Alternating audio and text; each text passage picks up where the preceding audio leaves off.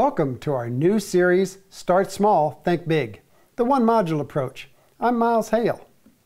Over the next 10 episodes, we're going to be creating a project layout here in the TrainMaster Studio using the principles of the One Module Approach, also known as TOMA.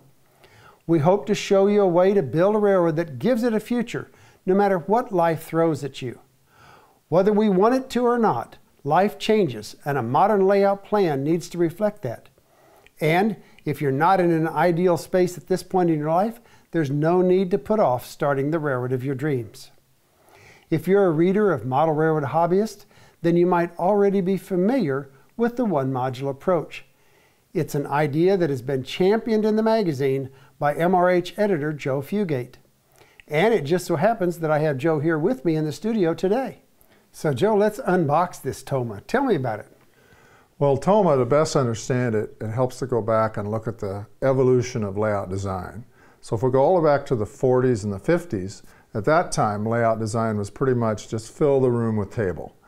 And because you had this big table in the room, then you filled the table with track. The more the merrier, right? Absolutely. And so that's where we get a lot of what's been called spaghetti track designs, is from that era.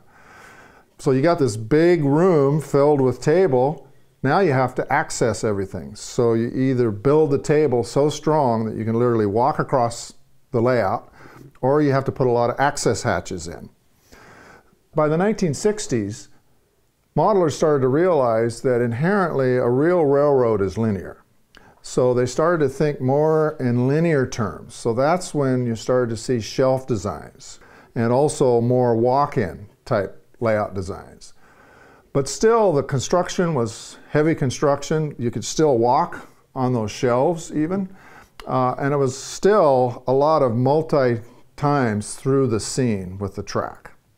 But by the 1970s, as more of this linear thinking kept going, then people started to think in terms, well, if we're linear, then how about let's follow the train?